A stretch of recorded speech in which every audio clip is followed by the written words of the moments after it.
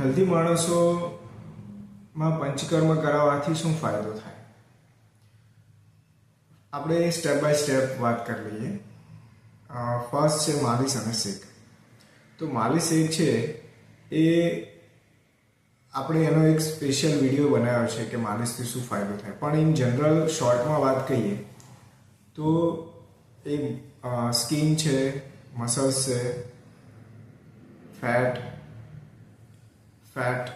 તોડવાનું કામ કરે, સ્કિનની લશ્ચર વધારે, મસલ્સ, બોન્સ અને લિગામેન્ટની સ્ટ્રેન્થ વધારે, વાસ્ક્યુલર કે જેમ કે આર્ટરી છે, વેન છે, લિમ્ફ છે, એ બધાનું સર્ક્યુલેશન વધારે.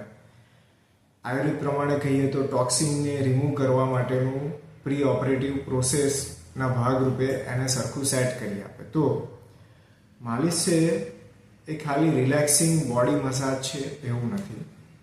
માલિશ છે, આયુર્વેદનું જે અભ્યંગ માલિશ છે એ ઇન જનરલ સ્ટ્રેન્થ વધારે, ઇમ્યુનિટી વધારે અને દોષોને રિમૂવ કરવામાં હેલ્પ કરે.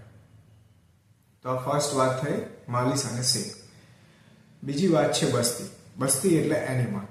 આપણે જે લેટ્રિન જગ્યાએથી એનિમા પડથી બસ્તી આપીએ છીએ એ મેડિસિન છે, કોલોનમાં જાય, કોલોનમાંથી એબ્ઝોર્બ થઈ ટોક્સિનને રિમૂવ કરે. તો જે ડિટોક્સવાળી પ્રોસેસ છે એ કોલોન થ્રુ થવાની જે પ્રક્રિયા છે એનું નામ છે એનિમા એટલે કે બસ્તી. અને આનો જ બીજો ટાઈપ છે જે ઓઇલની એનિમા છે, જે કોલોન થ્રુ આપણે ઓઇલ આપીએ એ કોઇલ અંદર એબ્ઝોર્બ થાય અને દરેકે દરેક સેલ સુધી પહોંચે અને એને નરિશ કરવાનું કામ કરે. તો આ બે ટાઈપની એનિમા છે જે કોલોન થ્રુ શરીરમાં કામ કરે છે, એટલે ગટની ફ્લોરાને ઇમ્પ્રૂવ કરી અને